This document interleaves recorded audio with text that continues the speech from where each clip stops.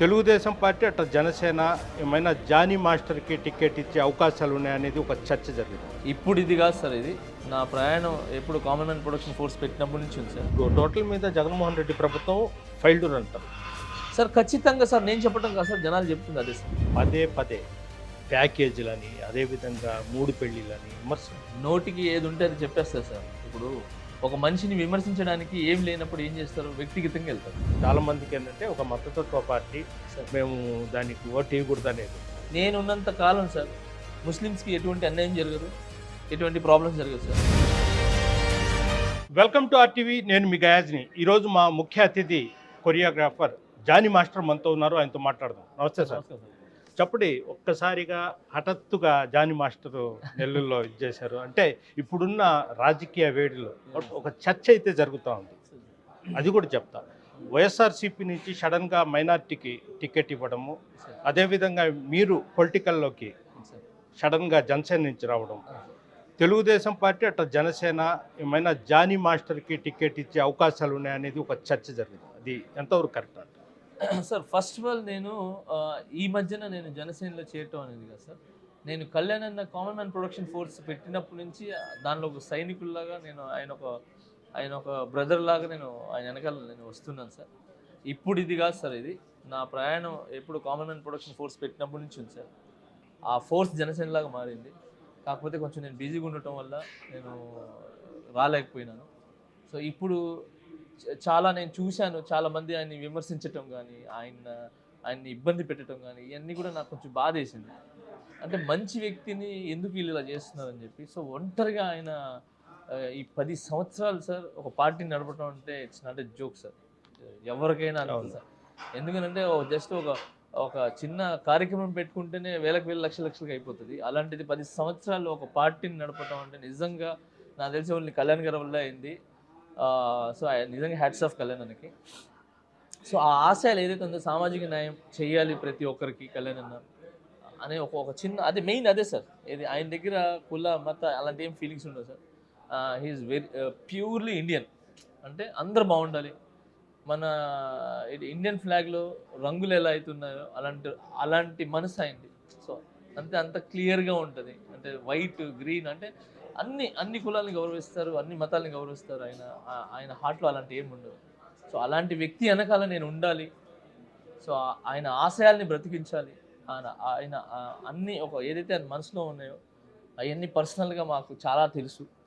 ఇది ఆయన ఈ పార్టీ పెట్టకముందు, రాజకీయాలు రాకముందు ఎప్పుడు ఆయన చెప్పే మాట అందరూ బాగుండాలి, అందులో నేను ఉండాలి. ఒకటి, మీ ఫాదరు కమ్యూనిస్ట్ ట్రేడ్ యూనియన్లో పనిచేసి బడుగు బలహీన వర్గాల కోసం పనిచేశారు, చాలా ఇచ్చేశారు. అవును సార్. మీ ఒంట్లో కూడా కమ్యూనిజం రక్తం ఉంది. ఎందుకు అలా ఆ పార్టీ వైపు మీరు వెళ్ళాల్సి వచ్చింది? సార్ ఫస్ట్ మా నాన్న పేరు షేక్ హుమాయూన్ సార్. హుమాయూన్.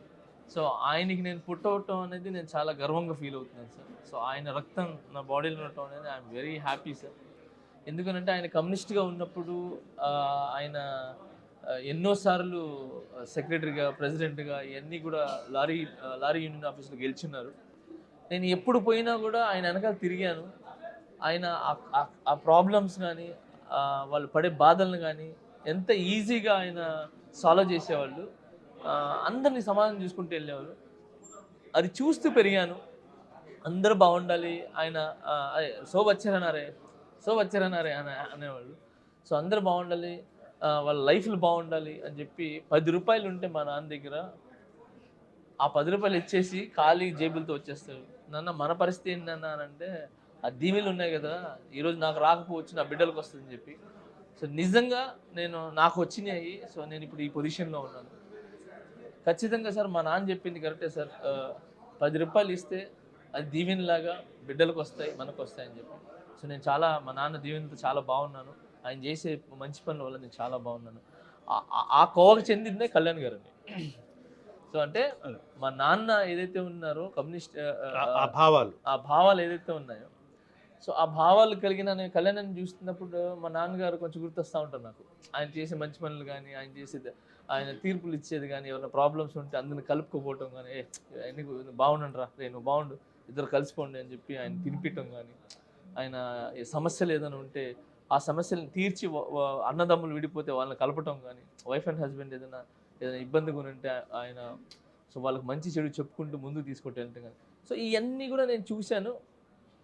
ఆ చూసుకుంటూ వచ్చిన దాంట్లోనే సామాజిక న్యాయం చేయాలా, ఇప్పుడున్న ప్రభుత్వాలు బాలేవు, కొన్ని ప్రాబ్లమ్స్ జరుగుతున్నాయి, అందరికీ న్యాయం జరగట్లేదు. ఈ అంటే ఈ రాష్ట్రంలో ఏదైతే ఉన్నాయో తెలియకుండా డ్రగ్స్ వచ్చేసినాయి, తెలియకుండానే యూత్ అంతా చెడిపోతున్నారు. కరోనా టైంలో కరోనాకు ముందు చాలా భూమి మాత్రం చాలా విశాలంగా చాలా నీట్గా ఉండేది. కరోనా అయిన 2 సంవత్సరాలకి చాలా గుంటలు అయిపోయి చాలా వెళ్ళిపోయిన తర్వాత ఇదేంటో సొరంగాలు ఉన్న మన నెల్లూరేనా లేదంటే ఇంకేదైనా అని చెప్పి అనిపించింది. చూస్తే ఏంటంటే కరోనా టైంలో ఒక 500 నుంచి 300 నుంచి 500 టిప్పర్లు తిరుగుతూ ఉండేది, ఎవడు తెలియదు అది. ఓకే, సో ఇవన్నీ మీకు తెలియదు కాదు, సో మీ అందరికీ తెలుసు. సో అవన్నీ కూడా నోటీస్ చేసి కళ్యాణ్ అన్న భూమిని పొల్యూట్ చేస్తున్నారు, విద్యని పొల్యూట్ చేస్తున్నారు, వైద్యాన్ని పొల్యూట్ చేస్తున్నారు అని చెప్పి ఆయన మా దగ్గర డిస్కషన్ జరగడం, ఆయన చేయటం జరిగింది. అంటే మీరు చెప్పడం, ఈ ప్రభుత్వంలో మనం నెల్లూరు నుంచి కావలికి పోయేటప్పుడు రైట్ సైడ్ కానీ లెఫ్ట్ సైడ్ చూడండి, మరో కేజీఎఫ్ టైపు పెద్ద గుంతలు, అంటే మొత్తం దోచేశారనే మీ భావన కదా సార్? ఖచ్చితంగా సార్. ఇప్పుడు ఎంతో ఉంది సార్, 3 మీటర్లు ఎంతో మీటర్లు తోవాలి సార్. బేసిక్గా అయితే గవర్నమెంట్ పరంగా కానీ ఒక 3 అడుగులు ఏదో తోవాలి సార్. 3 అడుగులు కాస్త సార్ మీకు తెలియదు సార్, మీరు చూస్తున్నారు కదా సార్, ఎన్ని అడుగులు పోయినాయి సార్, పోతానే ఉంది సార్, సొరంగం పోతానే ఉంది సార్. అలా వెళ్తే సార్ ఎలా బాగుంటుంది సార్, మన స్టామినా ఎక్కడ ఉంటుంది సార్, మొత్తం వెళ్ళిపోతూ ఉంటే. అంటే ఆ బాధలు, అంటే ఇప్పుడు నేను నెల్లూరులో ఇక్కడే సార్ 8లో ఆడుకున్నాను. నేను వెళ్ళినప్పుడు ఇసుక అంతా బాగుండేది, ఆ ఇసుకలో పడుకునే వాళ్ళం, ఆ ఇసుకలో ఆడుకునే వాళ్ళం, ఇబ్బంది లేకుండేది. ఇప్పుడు వెళ్తే ముళ్ళులు, రాళ్ళు, రప్పలు, ఎందుకంటే పొల్యూట్ చేస్తే సార్. సో నాకు నచ్చలేదు అదంతా. సో అవన్నీ కూడా ఆపడానికి మెయిన్ ఆయనతో కలిసి నడుస్తూ ఇవన్నీ అరిగట్టాలనే వచ్చింది సార్ మెయిన్. ఇప్పుడు మామూలుగా మీరు ఇండస్ట్రియల్లో పరిచయం ఉండి అభిమానంతో జనసేనలో వచ్చారా, లేదంటే పవన్ కళ్యాణ్ అతను పాలసీ, అతను సిద్ధాంతాలు, అతని విధి విధానాలు నచ్చి పార్టీలోకి వచ్చారు? సార్ జనసేనలో పార్టీలోకి రాకముందే నేను చెప్పాను కదా sir, common man production force అని చెప్పి, ఆయనకి అప్పుడే సార్ ప్రజలకు మంచి చేయాలని చెప్పి కామన్ మ్యాన్ ప్రొడక్షన్ ఫోర్స్ అని చెప్పి ఒకటి పెట్టి దానికి ₹1,00,000 ఇచ్చి ₹1 కోటి దానికి శాంక్షన్ చేసి అక్కడి నుంచి ఫైట్ చేసుకుంటూ వస్తున్నారు సార్. ఇది పర్సనల్గా మా అందరూ తెలుసు సార్, ఇది మా ఇండస్ట్రీ ఆయన దగ్గర ఉన్న వాళ్ళ దగ్గర తెలుస్తాం. మేము కళ్యాణ్ అన్నకి మేము అసలు అది చూస్తూనే మేము ఫ్యాన్ అయినాం. అది కాక నేను పార్టీలో చేరడానికి ఫోన్ కొట్టి నేను వెళ్ళిపోవచ్చు, లేదంటే చరణ్ సార్కి ఫోన్ కొట్టి నేను వెళ్తానా కొంచెం చెప్పనా అని చెప్పచ్చు. ఎందుకంటే చరణ్ అన్న నాకు బాగా చాలా ఇష్టం, ఆయన అంటే నేనంటే ఆయనకి ఇష్టం. సో తర్వాత త్రివిక్రమ్ సార్ గారి గురించి మన సీన్ అన్న నేను వెళ్తాను ఒకసారి మాట్లాడని చెప్పి, కానీ నేను ఎవ్వరికి ఫోన్ చేయలేదు. నేను జనసేనలో చేరడానికి పార్టీ ఆఫీస్కి ఫోన్ చేసి నేను షేక్ జానీ బాషా పార్టీలో చేరాలనుకుంటున్నా అని చెప్పా. జానీ మాస్టర్ అని నేను చెప్పలా. సో తర్వాత జానీ మాస్టర్ షేక్ జానీ బాషా సార్ మీరు ఫలానా టైంకి రండి సార్ అని అంటే, అప్పుడు నేను అక్షయ్ కుమార్ సాంగ్లో ఉన్నాను సార్, ప్రెసిడెంట్ గారు మిమ్మల్ని రేపు మార్నింగ్ 12 o'clock అర్జెంట్ రమ్మంటున్నారంటే, అప్పుడు సార్ నన్ను క్షమించండి సార్, నేను జానీ మాస్టర్ని, నేను సాంగ్లో ఉన్నాను, బాంబేలో ఉన్నాను, చాలా ఎన్నో కోట్లు పెట్టి సెట్లు అన్నీ వేశారు సార్, సో ఇప్పుడు సడన్లీ రమ్మంటే రాలేను అని అంటే, మీరు జానీ మాస్టర్ అంటే అవును సార్ నేను జానీ మాస్టర్ సార్ అన్న. షేక్ జానీ బాషా అంటే అవును సార్ నా పేరు షేక్ జానీ. అంటే నేను పార్టీలో చేరడానికి ఏ కొరియోగ్రాఫర్గానో, ఏ సెలబ్రిటీగానో, ఏ పరిచయం ఉన్న కళ్యాణ్ గారికి పరిచయం ఉన్న వ్యక్తిలాగా నేను వెళ్ళాను, ఒక కామన్ మ్యాన్ లాగా చేయడానికి వెళ్ళాను. సో దాన్ని బట్టి అర్థం చేసుకోండి నేను ఏ ఆశలతో వెళ్ళి ఉంటాను. సో మెయిన్ ఆశయాలు ఆయన చేసే ఆ మంచి గురించి అనుకోవాలి. ఒకటి జానీ మాస్టర్ గారు, ప్రధానంగా జగన్మోహన్ రెడ్డి వైఎస్ఆర్సీపీ పార్టీ వాళ్ళు పదే ప్యాకేజీలని, అదేవిధంగా 3 పెళ్ళిళ్ళని విమర్శలు, అలాంటప్పుడు మీరు ఏ విధంగా ఫీల్ అవుతారు? అది కరెక్ట్ అయిన విధానమే అంటారా? సార్ నోటికి ఏది ఉంటే అది చెప్పేస్తారు సార్. ఇప్పుడు ఒక మనిషిని విమర్శించడానికి ఏం లేనప్పుడు ఏం చేస్తారు? వ్యక్తిగతంగా వెళ్తారు. ఆ వ్యక్తిగతంగా వెళ్ళాలంటే ఏం కనపడతాయి సార్? ఒకటి వాళ్ళ ఫ్యామిలీ కనపడుతది. లేదంటే దాని వెనకాల ఉన్న డబ్బు కనపడుతది. సో, ఆయన ప్యాకేజ్ తీసుకోవడానికి ఆయనకేం అవసరం సార్? ఒక సినిమా చేస్తే ఆయనకి ఎంత వస్తదో ప్రజలందరికీ తెలుసు. ఆ! అసలు ఆయన ప్యాకేజ్ ఆయన చూడని డబ్బులా? ఆయన చూడని క్రేజా? ఆయన చూడని ఇది ఈ ఆదరణనా చెప్పండి? ప్యాకేజ్ తీసుకోవడానికి ఆయన ప్యాకేజ్ ఒకటే సార్. చెప్పాను కదా సార్, కుల, మత భేదాలు ఏమీ లేవు. ఓకే. ఆటో గానీ, రిక్షా గానీ, రైతులు గానీ, మిగతా స్టూడెంట్స్ విషయంలో గానీ, వీళ్ళందరిని తీసుకొని వాళ్ళకేం ప్రాబ్లమ్స్ ఉన్నాయో ఆ ప్రాబ్లమ్స్ సరిదిద్దుకుంటూ ముందుకెళ్ళాలి. రాష్ట్రం బాగుండాలి. ప్రతి ఒక్క మనిషి, ప్రతి ఒక్క కుటుంబం బాగుండాలని చెప్పి అవన్నీ ఒక ఆశయాలుగా పెట్టుకొని ఒక ఒక ఒక ఒక ఒక పిడికిలుగా పెట్టుకొని జనసేనని పెట్టుకొని గుండెలు పెట్టుకొని ముందుకు వెళ్తున్నాడు. అదే ప్యాకేజ్ అయింది. జానీ మాస్టరు కేవలం పదవిని ఏదైనా అంటే ఎలక్షన్స్ కదా, ఎమ్మెల్యే టికెట్ ఆశించి వచ్చారా, లేదంటే ప్రజాసేవ చేయాలి, లేదంటే ఈ గడ్డ మీద పుట్టి పెరిగాను కాబట్టి ఈ గడ్డకు నా వంతు నేను చేయాలనే ఉద్దేశంతో వచ్చారా? సార్ నేను పార్టీలోకి ఎప్పటి నుంచో రావాలని ఉంది సార్. నా బిజీ ఉండటం వల్ల నేను రాలేదు. ఇకపోతే చాలామంది అడుగుతున్నారేమో, ఇది పార్టీ ఆశించారు, ఇప్పుడు ఎలక్షన్ ఉన్నాయి కదా అని చెప్పి. సార్ నేను ఏం ఆశించి రాలేదు సార్. నాకు పదవులు ఇచ్చినా ఇవ్వకపోయినా ఏం రాలేదు సార్. నేను కామన్ మ్యాన్ లాగా వచ్చాను సార్, అంతే. నాకు కళ్యాణ్ అన్న చెయ్యి అనంటే నేను ఇస్తానంటే అది నెల్లూరు నుంచా, కోవూరు నుంచా, లేదనంటే వేరే వేరే ప్రదేశం ఏమంటారు, వేరే సైడ్ నుంచా, ఎక్కడైనా కూడా ఆయన చేయమంటే నేను చేస్తాను సార్. లేదు ఓన్లీ జెండా పట్టుకో అని అంటే ఆ జెండా పట్టుకొని రెపరెపలాడుతూ లైఫ్ లాంగ్ పట్టుకుంటాను సార్, అంతే. ఇంత మించి నేను చెప్పలేదు. జానీ మాస్టర్ పుట్టి పెరిగిన ఏరియాలో అంటే హట్కో గృహాలు పేదలకు ఇస్తామని ఇవ్వకుండా దాని మీదే జానీ మాస్టర్ త్వరలోనే ఫైట్ చేస్తామంటున్నారు. అవును సార్. అది ఏంటి, దాని విషయం ఏంటి సార్? ఎప్పటి నుంచో లాస్ట్ ప్రభుత్వమే శాంక్షన్ చేసేసింది, ఇచ్చేయమని సార్ ఇల్లులో, ఎక్కువ ఇల్లులు. ఈ రోజు వరకు ఇవ్వలేదు సార్. దాదాపు ఇంకా 2 నెలలు పోతే ఎలక్షన్స్ వస్తాయి, 5 సంవత్సరాలు అయిపోతాయి సార్. ఈ 5 సంవత్సరాలు డబ్బులు కట్టిన పరిస్థితి ఏంటి? ఒక 200 ఇల్లు ఏమో ఏదో తూత్ మ్యారేజ్కి ఆల్రెడీ శాంక్షన్ అయిపోయి ఇచ్చేసినవి ఉంటాయి కదా, దానికి ఏదో ఒక తాళాలు ఇచ్చారు. పర్సెంట్ ఏదైనా చేశారు అని అంటే వాళ్ళ జెండా రంగులు పూసుకోవటం దాని మీద. సో ఇది తప్ప ఇంకేం చేయలేదు. ఒక నెల రెంట్ కట్టాలంటేనే చాలా ప్రాబ్లం. పని చేసుకోవాలి, ఆ టైంకి ఇస్తాడో ఇవ్వడో తెలీదు. మన జీతానికి చేస్తారు కొంతమంది, ఆ నెలకు వస్తే రాదు, నెక్స్ట్ మంత్లో ఇస్తానంటే అయిపోయా. సో అలాంటిది 4.5 సంవత్సరాలు అంటే దాదాపు 5 సంవత్సరాలు వాళ్ళు రెంట్ ఎవరు కడతారు సార్? సో ఆ రెంట్తో సహా కట్టి ఆ ఇల్లులు ఇవ్వాలని అప్పుడు దాకా ధర్నా చేస్తానని చెప్పి నేను స్టార్ట్ చేశాను సార్. అది ఎప్పుడో కదా సార్, రేపు 10వ తేదీ మన మినర్వా నుంచి ఒక 1000 మందితో పోయి నేను అక్కడ కూర్చుంటాను సార్. అంటే అదేవిధంగా నెల్లూరు నగరంలో ముస్లిం మైనార్టీకి టికెట్ ఇచ్చారు వైఎస్ఆర్సీపీ నుంచి. అంటే ఇటు తెలుగుదేశం ఇట్లా జనసేన కనీసం బీసీలకు కానీ టోటల్ ఉమ్మడిగా బీసీలకు కానీ మైనార్టీలకు కానీ ఇవ్వకుండా ఇచ్చేస్తాం. వైసీపీ మైనార్టీలకు ఇచ్చింది, దాని మీద ఏమంటారు సార్? ఖచ్చితంగా సార్, ఇక్కడ ఖలీల్ గారికి ఇవ్వటం అనేది అది వాళ్ళు తీసుకున్న నిర్ణయం సార్. అది ఆ నిర్ణయం మంచిదా చెడుదా అనేది ఆఫ్టర్ ఎలక్షన్స్ తెలుస్తుంది సార్.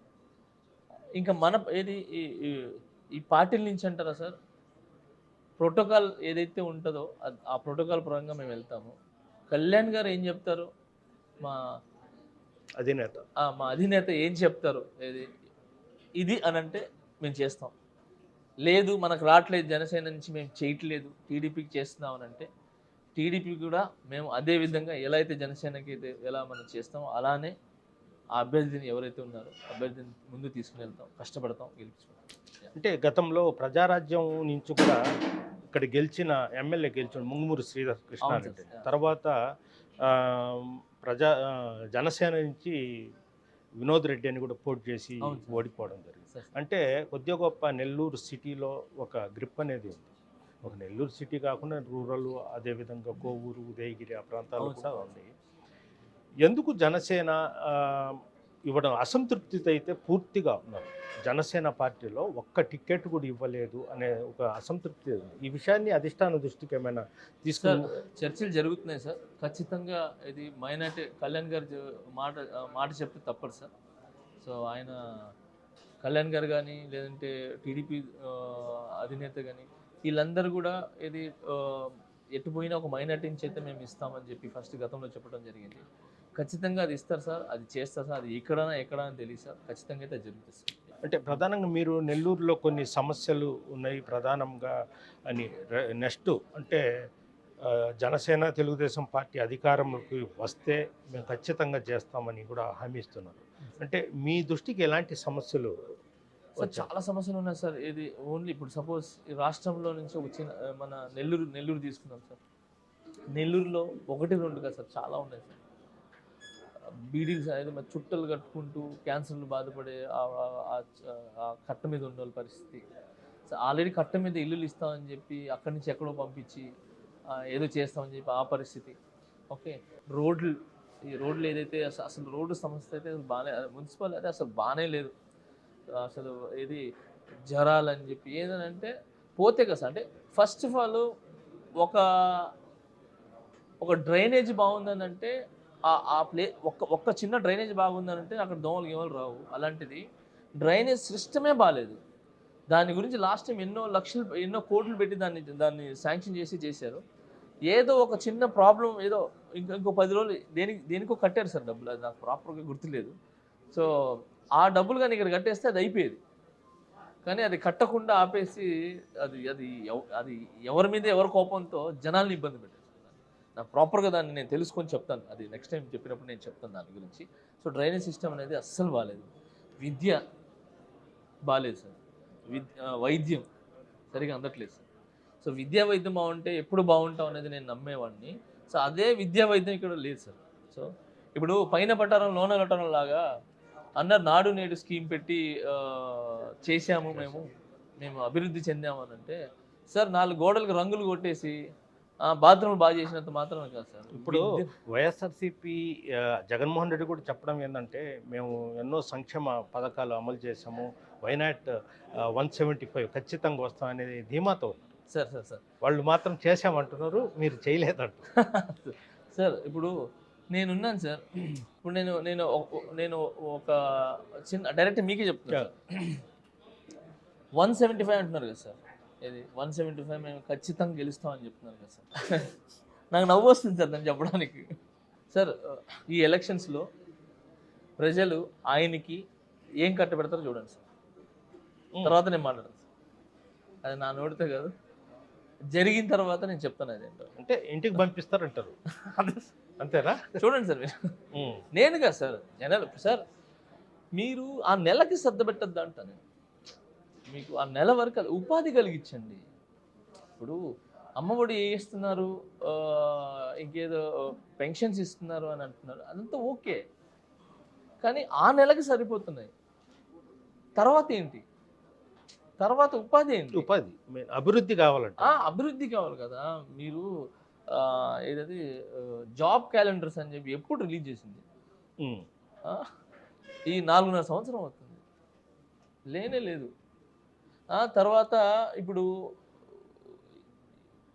విద్య గురించి చెప్తాను సార్. ఒక టీచరు ఒక సబ్జెక్ట్ చెప్తేనే క్లాస్లో ఎవరికి అర్థం కాదు, అది అర్థమైనోడికి అర్థం లేదు. సో అలాంటిది ఒక టీచరు 6 సబ్జెక్టులు చెప్తుంది, వాళ్ళకి ఏం అర్థం అవుతుంది? అవును. సో ఇంకా ఉద్యోగాలు మన దాంట్లో ఇంకా ఉద్యోగాలు 2,500 ఉద్యోగాలు ఇంకా ఉన్నాయి సార్ మన ఏదో కాలేజీలో. ఎందుకనంటే ఒక టీచరు 6 సబ్జెక్టులు చెప్తుంది. అదే డిఎస్సిలో టీచరు. సో అదే మీరు ఇంకో 4 టీచర్లు ఇచ్చుకుంటే ఉద్యోగాలు వచ్చినాయి కదా. అవును. సో వాళ్ళు బాగుపడతారు కదా. సో అలాగా ఉద్యోగాలు రావట్లేదు, విద్య అందట్లేదు. అయితే టోటల్ మీద జగన్మోహన్ రెడ్డి ప్రభుత్వం ఫెయిల్డ్ అంటారు సార్. ఖచ్చితంగా సార్, నేను చెప్పడం కాదు సార్, జనాలు చెప్తుంది అదే సార్. జనాల మాటగా నా మాటగా అదే సార్. ఇప్పుడు ఒకటి జానీ మాస్టర్ గారు, ఇప్పుడు తెలుగుదేశం పార్టీ, జనసేన, బీజేపీతో పొత్తు పెట్టుకున్నారు. ఇలా పొత్తు పెట్టుకోవడం వల్ల మైనారిటీ ఓట్స్ సార్ చాలా దూరం అవుతాయి అనేది ఎంతవరకు కరెక్ట్ అంట? సార్ నాకు తెలిసి మోడీ గారి గురించి మాట్లాడతాను సార్ నేను. ఓకే, నాకు తెలిసి మోదీ గారి గురించి అంటే వీళ్ళు పొత్తు పెట్టుకుంటున్నారు గెలవడానికి అని చెప్పి చాలామంది అంటున్నారు. ఏది పొత్తు పెట్టుకుంటారు మైనారిటీ పోతుందా? నాకు కూడా చాలామంది ఫోన్ చేసి ముస్లిమ్స్ అతను మన ఇది కమలం కదా, ఏమంటారు అది బీజేపీ కదా, సో కైసా భయ్ అది ఇది అన్నారు. నేను అన్నా అంటే మైనార్టీలు మామూలుగా బీజేపీ కంటే వ్యతిరేకిస్తారు. మతతత్వ పార్టీ అని ఒక ముద్ర, ఒక మైండ్ సెట్లో మైనార్టీలకు చాలా మందికి, అందరికని నేను చెప్పాను, చాలా మందికి ఏంటంటే ఒక మతతత్వ పార్టీ, మేము దానికి ఓటు వేయకూడదు అనేది ఉంది. అంటే ఇలాంటి సమయంలో మైనార్టీలు సపోర్ట్ చేస్తారా అనేది? సార్ ఖచ్చితంగా నేను ఒక మైనార్టీగా కళ్యాణానికి సపోర్ట్ చేస్తున్నాను. ఎందుకనంటే ఆయనకి కులాలు మతాలు అనేది లేవు. ఫస్ట్ ఆఫ్ ఆల్ ఇక్కడ నేను రావటం కూడా మెయిన్ కారణం ఏంటంటే ఏదో నేను ముస్లిం అని చెప్పు నన్ను ఆయన దగ్గర తీసుకోవాలా, నేను ఒక ఇండియన్ లాగా తీసుకున్నాను. సో నేనున్నంత కాలం ఆ పార్టీలో, జనసేన పార్టీలో నేను, ఇప్పుడు మీరు అడిగారు కాబట్టి చెప్తున్నాను సార్, నేనున్నంత కాలం సార్ ముస్లిమ్స్కి ఎటువంటి అన్యాయం జరగదు, ఎటువంటి ప్రాబ్లమ్స్ జరగదు సార్. ఇన్షాల్లా వాళ్ళతో నేను తోడుంటాను సార్, చచ్చేంత వరకు నేను తోడుంటాను సార్. సో అది నా హామీగా నేను చెప్తున్నాను సార్. నా వల్ల అయిందంతా నేను చేస్తాను సార్. ఇప్పుడు ఏదైతే మైనార్టీ అంటున్నారు సార్ దానికి చెప్తా, उम्मती मोहम्मदिया के लिए मैं जान देने भी रेडी हूँ सर. उन लोगों को कुछ गलत हुआ ना, उन लोगों को प्रॉब्लम हुआ ना, मैं आगे रहता हूँ, मैं आगे फाइट करता हूँ सर. वो कोई हालत में भी रहने दो. बोलते ना सर मौत के पीछे आप सल्लल्लाहु अलैहि वसल्लम की दीदार है बोल के, वो दीदार के लिए मैं कितने बार मरने के लिए रेडी हूँ. ओके, सो ये पूरा एक साइड में रखे तो सर मैं इंशाल्लाह अगर मैं మోడీ సార్ से मैं मिलूँ समझो, सपोज మోదీ గారు నేను కలిశాను అనుకోండి, ఆయనతో 5 పూటలు నమాజ్ చదువుతాను, ఆయనతో పాటు నేను రామ మందిరం కూడా వెళ్తాను. మీ విధి విధానాలు మీకు కలయిక వేరు అంటారు. ఓకే, సో నేను అంటే ఆయన చూడరు అంటున్నారు కదా సార్, మధ్యలో ఉండే వాళ్ళ పరిస్థితులు చాలా ఇది సార్. మనిషి ఎప్పుడైనా గుర్తుపెట్టుకుంటారు, ఒక మనిషి అంతో ఇంతో మంచి లేకపోతే ఎదగడు సార్. మధ్యలో ఉండే వాళ్ళు చేసే ప్రాబ్లమ్స్ వల్ల మెయిన్ వాళ్ళకి ప్రాబ్లమ్స్, ఇది పేరు పోతుంది, మచ్చ వస్తుంది sir.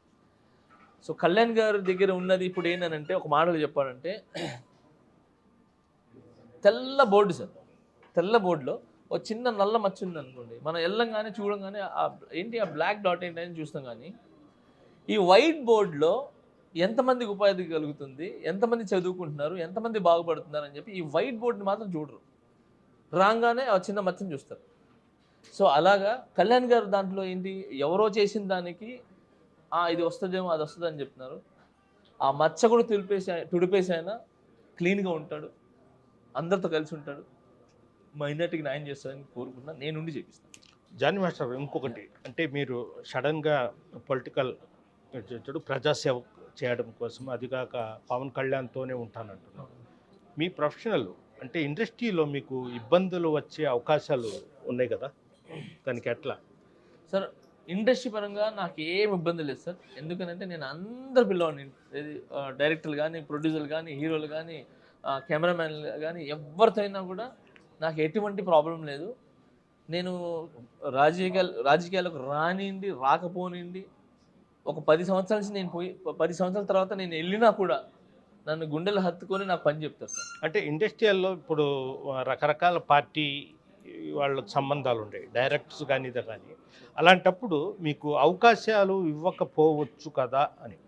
Sir first of all ఇండస్ట్రీలో ఏ పార్టీ లేదు సార్, ఒకటే పార్టీ, ఫిలిం ఇండస్ట్రీ పార్టీ. అది మేమంతా ఒకటే సార్, మాకు అక్కడ పార్టీలు లేవు సార్. అంటే టోటల్ మీద అంటే ఈ మధ్యకాలంలో అంటే నిన్నే బీజేపీ, టీడీపీ, జనసేన కలయిక, అంటే ఈ డీసెంట్గా రామ మందిరం ఇష్యూ రావడంతో అక్కడ నిర్మాణ పనులు ముస్లిమ్స్, మైనార్టీసు చాలా ఇదై ఉన్నారు. ఇలాంటి సమయంలో ఈ ఉమ్మడి 3 పార్టీలకు మైనార్టీలు మద్దతు ఇచ్చే అవకాశాలు ఉన్నాయి. ఖచ్చితంగా ఇస్తారు సార్, మైనార్టీలు మద్దతు ఇస్తారు. ఎందుకంటే సార్ ఏదో పార్టీని చూసుకోవడం ఇవ్వలేదు సార్, మా అధినేతను చూసి మేము ఇస్తాం. ఎందుకంటే ఆయన మంచోడు, ఆయన మంచి చేస్తారు. ఇంకపోతే సార్ రేపటి రోజు ఒకవేళ నాకు కానీ ఏదో మైనార్టీ ఒక వాళ్ళకి సీట్ ఇచ్చినా కూడా, పోటీ చేయమని చెప్పినా కూడా విమర్శలు చాలా తీస్తారు. ఏది ఆ పార్టీతో చేరారు కదా అందుకని ఇస్తున్నారని చెప్పి. అలా ఏం లేదు సార్. చేరినా చేరకపోయినా, కలయిక ఉన్నా లేకపోయినా కళ్యాణ్ గారు అనేది సామాజిక న్యాయం చేస్తారు. మైనారిటీకి మాత్రం ఖచ్చితంగా న్యాయం చేస్తారు. అంటే చివరిగా Yeah. అంటే పవన్ కళ్యాణ్ మీకు వెన్ను తట్టి ముద్దు పెట్టి పంపించాడు, నువ్వు పోయి వర్క్ చేయి, ప్రజల్లో పని చేయి అని Yes, sir. పంపించారంట. ఎట్లా ఏం జరిగింది? సో ఏం లేదు సార్, ఒకటే మాట, చివరి వరకు నాతో ఉంటావా అన్నారు. ఈ కట్టె ఇది కాలేంత వరకు మీతోనే ఉంటానన్నా, మీ వెనకాల నడుస్తా అని చెప్పాను. సో హగ్ చేసుకోవడం జరిగింది, పాటలు చేయడం జరిగింది. మొత్తం మీద మీరు ప్రజల సమస్యల కోసం, Yes, sir. పనుల కోసం, వాళ్ళ అభివృద్ధి కోసం చేస్తారు. ఎలాంటి ఆశ అంటే టికెట్ కోసం రాజకీయాలు రాలేదనేది క్లీన్ ఇది. Yes, sir, ఖచ్చితంగా. ఒకవేళ పవన్ కళ్యాణ్ వాళ్ళని పోటీ చేయమంటే మాత్రం చేస్తారు. ఖచ్చితంగా సార్. కళ్యాణ్ గారు మా జనసేన అధినేత ఎక్కడి నుంచి చేయమంటే అక్కడి నుంచి చేస్తాను సార్. లేదు అన్నా కూడా దానికి ఏమి ఇబ్బంది లేదు సార్. ముందుకెళ్తాం సార్ ఆయనతో పాటు. Okay, thank you.